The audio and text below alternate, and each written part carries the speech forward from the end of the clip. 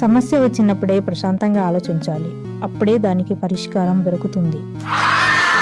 అమ్మా పులి, ఇక్కడ నుంచి త్వరగా పరిగెత్తాలి, లేదంటే అది నన్ను ఏమైనా చేస్తా.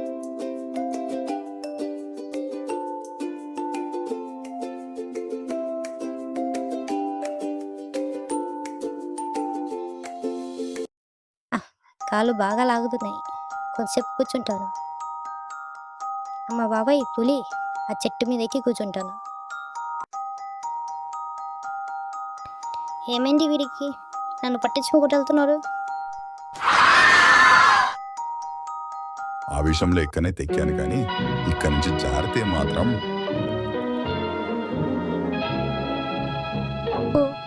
ఈ పులి నన్ను వదిలేటట్లేదు. ఇప్పుడు ఏం చేయాలి దేవుడా? అమ్మో సచ్చాను రా బాబోయ్.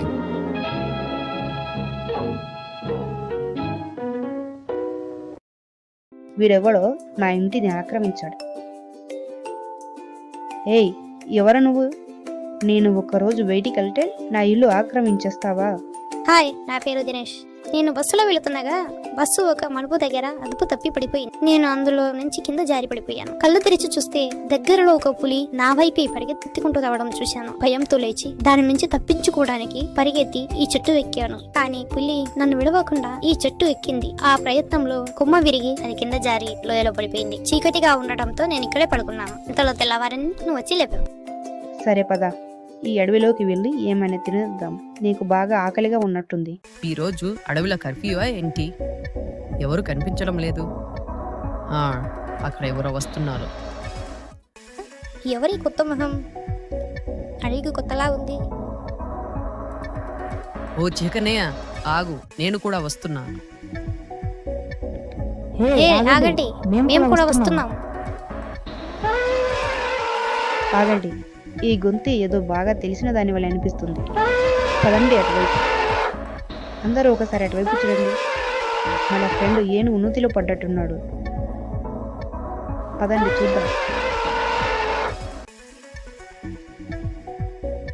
నువ్వు ప్రయత్నిస్తే బయటకు వస్తావు. నాకు మా టీచర్ చెప్పేలా కథ గుర్తుకొస్తుంది. అదేమంటే, అనగనగా ఒక ఊర్లో ఒక తెలివైన కాకి ఉండేది. ఆ కాకికి ఒక రోజు బాగా దాహం వేసింది. ఆ కాకి నీటి కోసం వెతుకుతూ ఉండగా ఒక ఇంటి పైన దానికి ఒక కుండ కనిపించింది. అది సంతోషంతో ఆ కుండ దగ్గరికి వెళ్ళి చూడగా ఆ కుండలో అడుగున కొద్ది మాత్రమే నీళ్లు ఉన్నాయి. కానీ ఏం చేద్దాం, దాని నోటికి ఆ నీళ్లు అందటం లేదు. అప్పుడు దానికి ఒక మెరుపులాంటి ఆలోచన తగిలింది. అది తన నోటితో చిన్న చిన్న రాళ్లను తీసుకొచ్చి ఆ కుండలో వేసింది. అప్పుడు ఆ కుండలోని నీళ్లు పైకి తేలాయి. అది సంతోషంతో ఆ నీటిని తాగి తన దాహం తీర్చుకొని అక్కడి నుంచి వెళ్ళిపోయింది. మా టీచర్ చెప్పిన కథలో కాకి వలె మనమందరము కలిసి రాళ్ళను తీసుకొచ్చి గుంతలో వేద్దాం. ఆ ఏనుగు ఆ రాళ్ళ మీద కాలు పెట్టి పైకి ఎక్కడానికి వీలుగా ఉంటుంది. సరేనా? పదండి.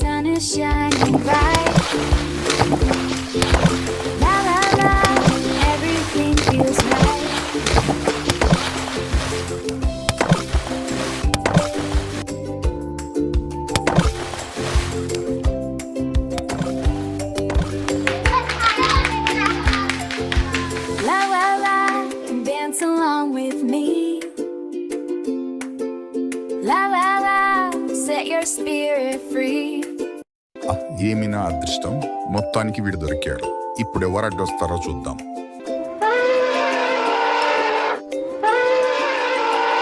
నీకెంత ధైర్యం? మా వాడి మీద చేయి వేస్తావా? ఉండి నీ పని చెప్తా. తుండంతో ఒక్కటిచ్చానంటే ఎగిరి అవతల పడతావు. జాగ్రత్త. మళ్ళీ బతికిపోయాడు. వీడి పని తర్వాత చెప్తా. నానా, ఇతని పేరు దినేష్, మా కొత్త ఫ్రెండ్. ఇతని తెలివితోటే నేను ఈ గుంతలో నుంచి బయటికి రాగలిగాను. శభాష్ దినేష్, నీ తెలివి అమోఘం. చాలా మంచి పని చేసావు. పిల్లలందరూ పదండి ఇంటికి. పద చిన్న, అమ్మ నీకోసం ఎదురు చూస్తుంది. పొద్దు నుంచి ఏమీ తినలేదు. దినేష్ పద, నా పైన నేను తీసుకెళ్తాను.